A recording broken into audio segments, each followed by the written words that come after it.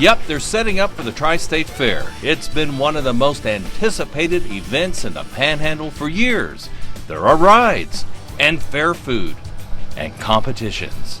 Yeah, there are competitions, and folks get serious about winning the blue ribbon. As we get a look here at our regional satellite and radar composite, you'll notice a lot of activity back to our west. You know her as ABC7's meteorologist Alyssa Pawluck. But when she's not predicting cloud cover and moisture, she's baking. Alyssa Pawluck is a super baker. But don't take my word for it. Alyssa Pawluck is the Chuck Norris of baking.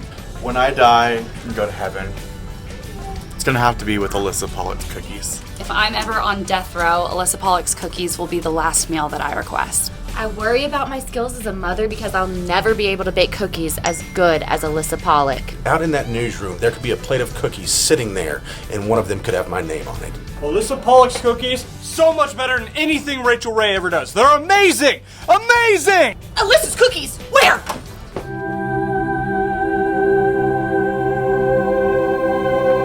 You are now entering the space where the magic happens. I want to compete in the Tri-State Fair because it gives you something to aspire to. You go to the fair, you see all these women who have been baking for years. I'm making Neapolitan cookies for the fair this year. It's the vanilla cookie on the bottom, strawberry filling in the middle, top it off with a chocolate cookie. Doesn't get better than that. Well, it could get better if you win the blue ribbon, but that's not easy. On the day of the judging, it's clear the competition is fierce. Right now, it looks like we have around 277. Joanne Grace Sora of Texas A&M AgriLife Extension briefs the judges, and the tasting begins. The cookies have two judges. For a good chocolate chip cookie, you need to taste just a touch of salt in that cookie.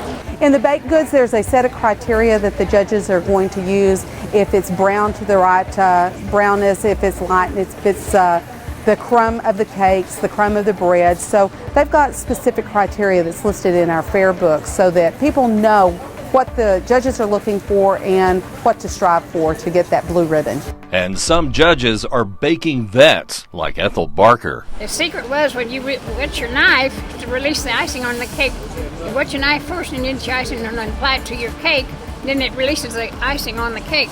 But of course, we're here to talk about cookies. And as it happened, Alyssa's Neapolitan cookies were the last to be tasted. Raspberry.